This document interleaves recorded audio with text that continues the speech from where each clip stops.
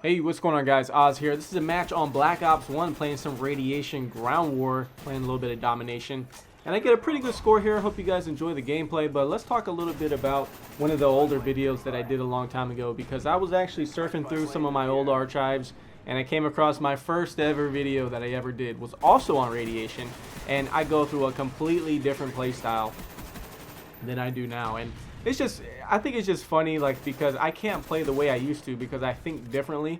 I have different opinions about how I feel is the most effective way to approach a lot of situations in Call of Duty.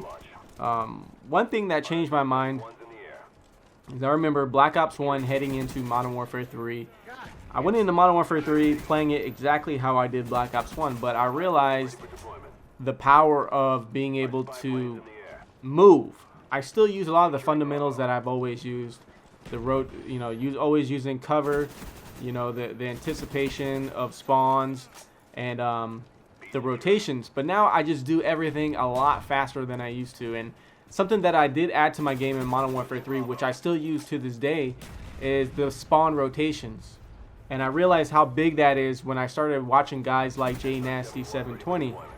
Who when I was going through a transition in my defensive game, I started watching some of his stuff, and I realized, you know what, this is something that I need to pick up on, and this is something that every good player, I feel, needs to master. Is you got to know when you kill somebody, you got to know about where they're going to spawn, and you need to know how you're going to attack it, and you need to know if you're standing in one spot where they're going to pop up at.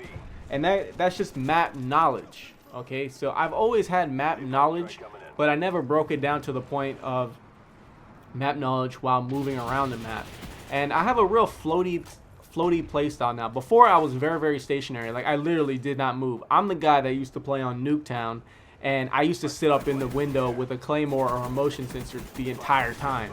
And I'd sit there and I'd rack up our 8 or 9 KD for the game, throw up a chopper gunner or two, and put out a couple sets of dogs off my VSAT.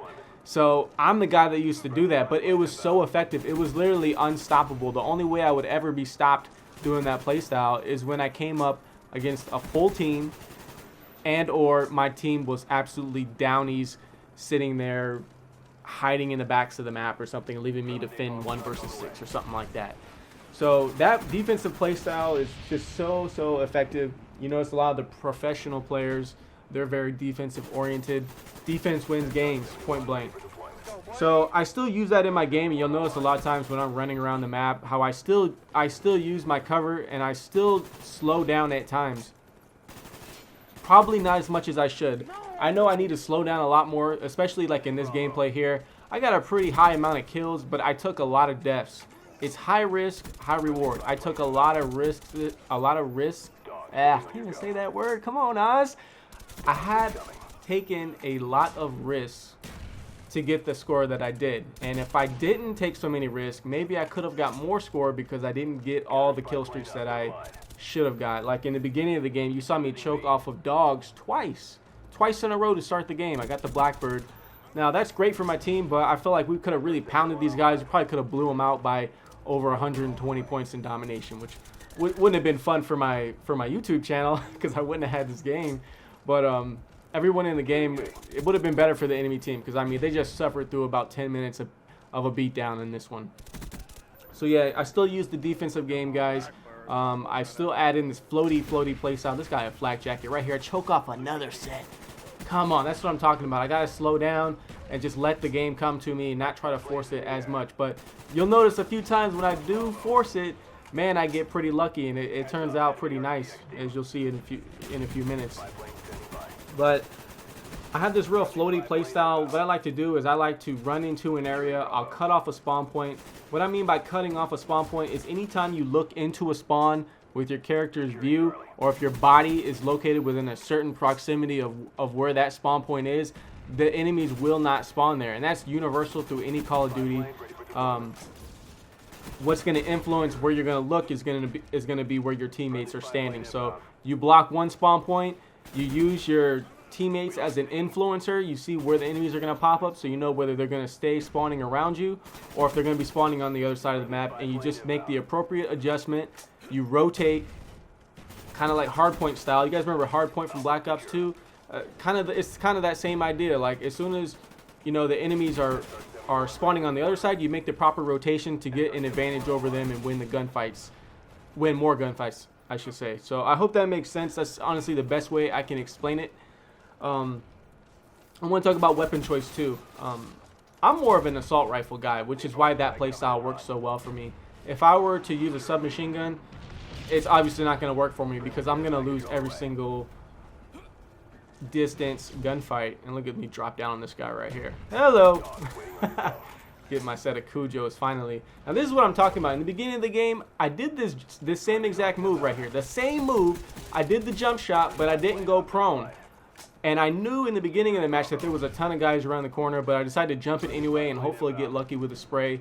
I learned my lesson that time at the very end. I jumped the corner, I went prone at the same time, and I remembered to stay prone. And that's one thing I know you guys do, and I do a lot, is when I jump a corner or if I drop shot and I go prone, I come up too early instead of killing the guy with the drop shot and laying prone and continue aiming because there's always a guy trailing. So that's just another random tip for you guys, is anytime you do a drop shot or you do like a jumping drop shot, whatever it may be, always be sure to stay prone for about 1 second and just see if anybody else is coming around the corner because they usually run in packs. All right. I just completely lost track of what I was gonna say. Oh yeah, I remember now. Sorry. Basically, if you're a submachine gun guy, you want to adjust your playstyle for using submachine guns. Stick to the close quarter engagements.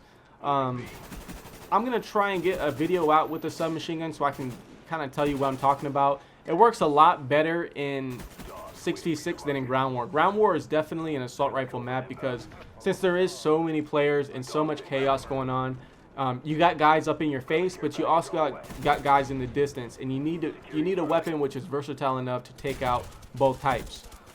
So that's why I roll with the ARs. But I mean, if you're just gonna sit around in a building with a fast shooting submachine gun and just, you know, camp around corners and stuff, submachine guns and shotguns are great for doing that. Anyways, hope you guys enjoy the gameplay. That's 99 kills, radiation. Let's get ready for Black Ops 3. Peace, guys.